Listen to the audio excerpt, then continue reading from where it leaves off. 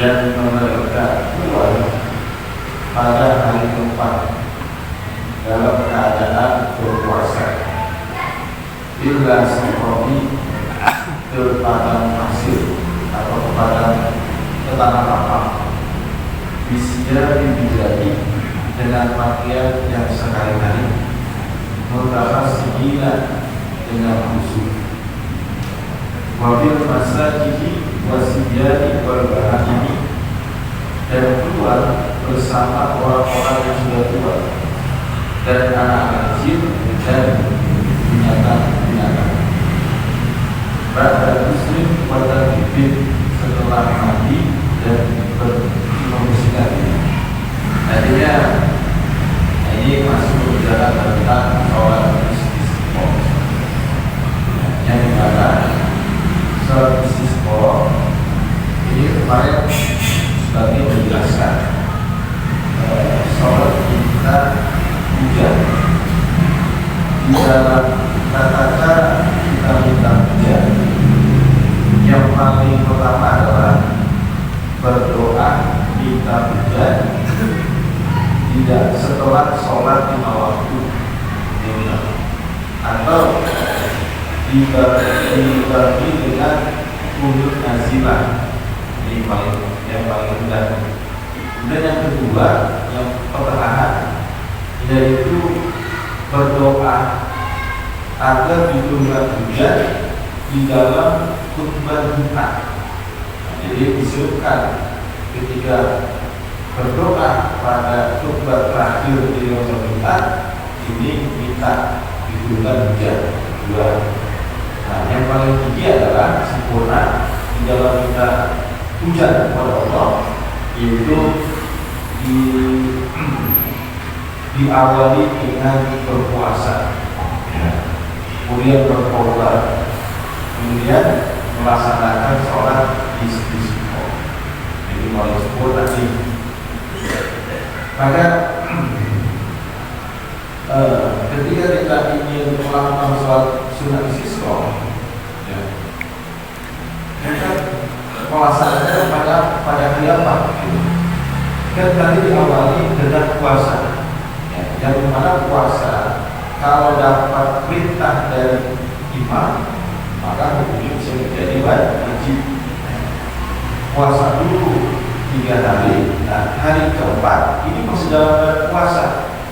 Ya, hari keempat dalam bulan puasa, kemudian menuju ke tempat tanpa di lapangan. Ya, kalau bisa di lapangan, kalau memang dia menginginkan di lapangan, ya seperti kita coba duduk di masjid, ya, tempat yang bisa berkumpul orang banyak. Ya. Kemudian memakai pakaian yang sekiranya ya bersehari-hari, berbeda dengan hari raya Idul Fitri. Tidak ada memang memakai pakaian yang bagus gitu. Yang sekiranya ya yang kuliah ya, karena itu kan hari raya, beda lagi. Kalau ini dalam keadaan kita mencuri kesusahan, masa pakaian bagus, ya pakaian yang sehari-hari, yang dimana nanti ketika kita melakukan sholat itu dengan khusyuk. Ya. Dan siapa saja orang yang melakukan sholat istiqomah, ya semua masyarakat, lebih khusus orang-orang yang sudah tua diajak, ya bersepuh, banyak-banyakin. Begitu juga anak kecil, ada yang kecil, bahkan hewan juga diajak. Kalau hewan mungkin dibawa ke masjid, pasti di samping gitu ya, di jalanan mana artinya. Kenapa itu diajak juga? Karena hewan juga membutuhkan air, gitu ya. Begitu juga kalau bawa orang tua kecil ini doanya lebih bisa jadi ya, karena mereka ini udah rentah gitu ya. Dan sunnah di dalam melakukan daripada sholat istisqa yaitu mandi terlebih dahulu. Jadi mandi itu sunnah ya, meskipun ya kekurangan air, tetap kalau ada air disunahkan untuk mandi. Dan watan zubi artinya membersihkan diri ya dari kotoran. Wayusaluna rakatain kabidi, dan sholat 2 rakaat seperti sholat Id, ya sholat Id hari raya. Jadi sholat istisqa ini sama seperti sholat raya, artinya tata caranya sama, ya.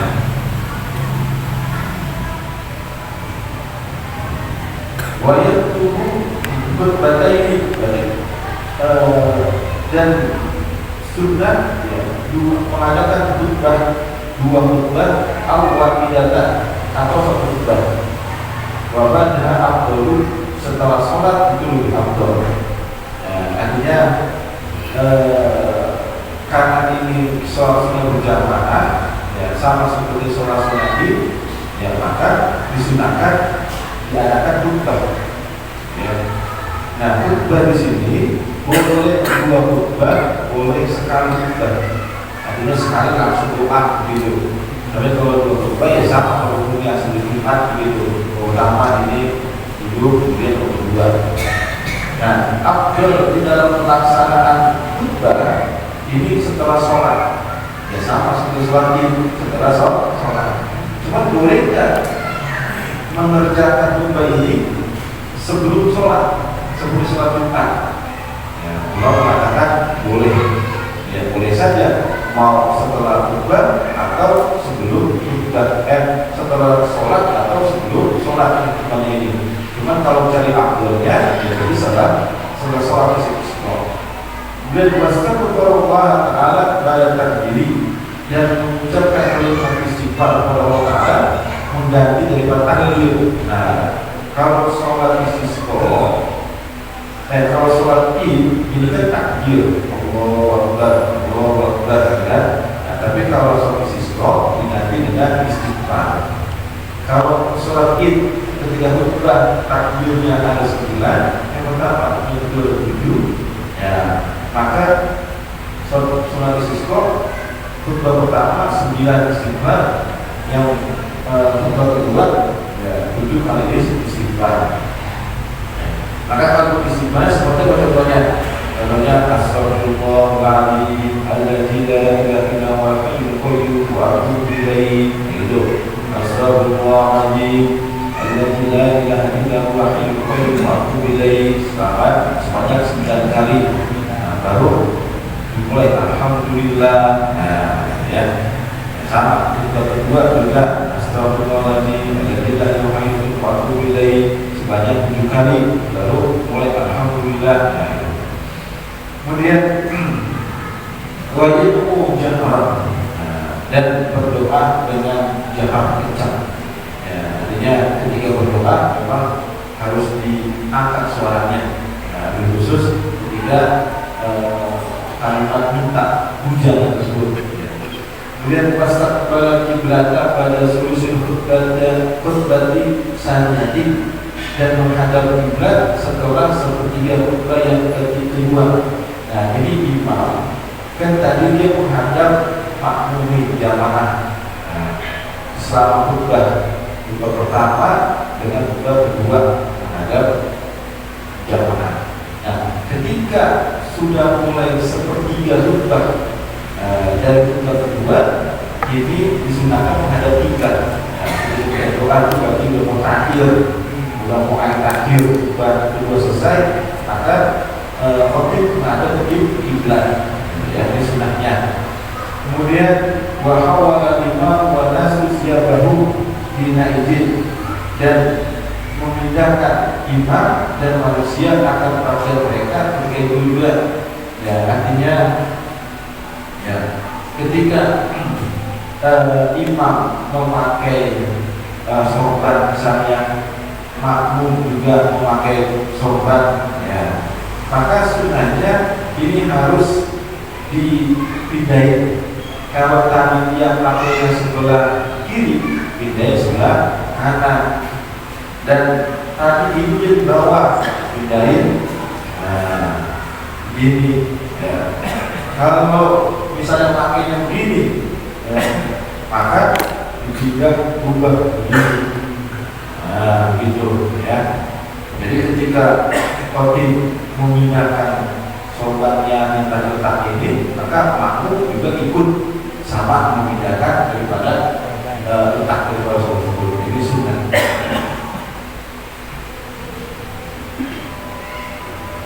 Kecuali ya perempuan, kalau perempuan dia tak pakai ginian dengan sorban, ini laki-laki, ya, dan dia nggak bisa pindahin sampai pernah pindah begini mungkin, ya. Jadi selama dia bisa dipindahin salah satunya ini punya sorban, ya, ini maka dipindahkan. Sudah. Kemudian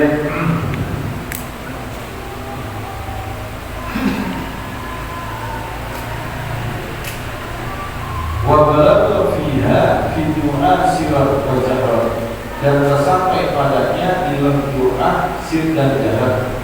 Summa staqbala nasa, kemudian menghadap ke manusia. Artinya kalau sudah sampai kepada doa, ini boleh sir dan jahar. Ya, berarti kalau artinya imam ketika doa, ya, maka makmum juga sebenarnya bisa untuk berdoa, ya, meskipun ya boleh dengan kalimat amin, ya. Ya, kemudian manusia ketika itu menghadap, kemudian si imam menghadap kepada jamnya lagi, artinya sudah selesai berdoa. Nah, tadi mana kiblat tuh, ya, ketika sudah selesai baru imam menghadap jamaah, ya, sebelum menutup daripada khutbah yang kedua. Ya. Itu di dalam tata cara ketika kita melakukan khutbah dan dalam sholat sunnah istisqa. Ya.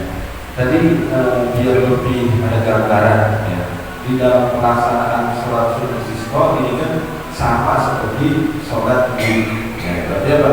Jumlahnya 2 rakaat, diawali dengan membaca takbir, ya, sama. Rakaat pertama itu takbirnya 7 kali, rakaat kedua takbirnya 5 kali, ya. Tetap kalau cuma takbir, Allah Akbar, dengan sifat. Kalau sifat itu ya ketika buka. Nah, dan memang sudahnya membaca surah, yaitu surah pada rakaat yang pertama ini membaca surah Qaf, ya, atau membaca surah Iqtarab. Pada rakaat yang kedua membaca surah Al-A'la dan surah Al-Ghasyiyah. Niat di dalam sunnah istisqa atau sholat istisqa seperti contohnya usul di sunnah al-istisqa raka'ataini yang mustaqbilah pribadi adaan, kalau makmumat imam berilama. Sebelum dalam melaksanakan sholat istisqa, maka hakim atau pemerintah atau pemimpin daerah kita ini ya, memerintahkan dari itu puasa 3 hari, kemudian bertaubat, ya, kemudian ya beramal soleh, ya, mengeluarkan orang-orang yang zolim. Sebelum pelaksanaan saja. Sebelum pelaksanaan. Iya, sebelum pelaksanaannya dari 3 hari. Ya. Karena orang yang zolim ini mencegah akan daripada turunnya rahmat. Ya, dengan ditandai dengan hujan. Jadi orang itu udah nggak usah masuk sini. Ya, kalau mau kita itu tobat dulu ya, tobat kita sunat terlebih dahulu. Ya. Nah, kalau baru di dalam pelaksanaannya pada hari keempat tetap dalam keadaan berpuasa.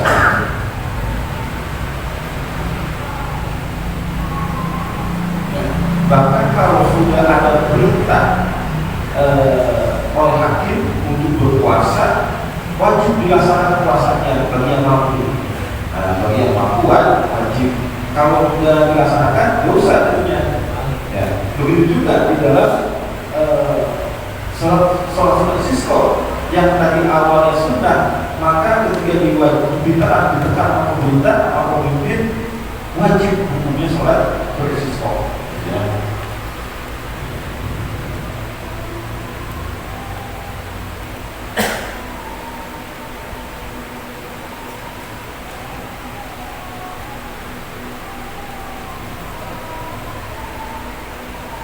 Itu daripada tata cara di dalam pelaksanaan sholat sunnah istisqa.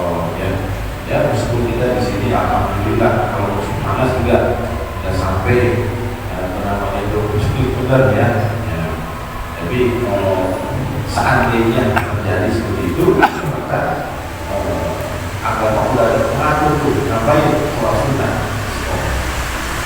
Maka ada orang yang meremehkan daripada sholat istisqa, masa minta hujan makan sholat. Nah itu harusnya kalau secara akal harus ada sesuatu yang dilakukan seperti apa ya, nambah menyebar zat-zat apa gitu di awan biar awan mendukung daripada air gitu kan, dia turun hujan ya. Tapi agama seperti itu, jadi keyakinan kita.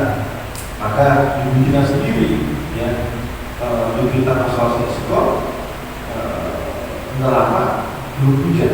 Ya. Bagaimana kalau belum turun hujan juga boleh berulang? Nah, besok apa lagi, besok bukan lagi boleh. Ya. Maka kalau sudah turun hujan, ya, seharusnya apa?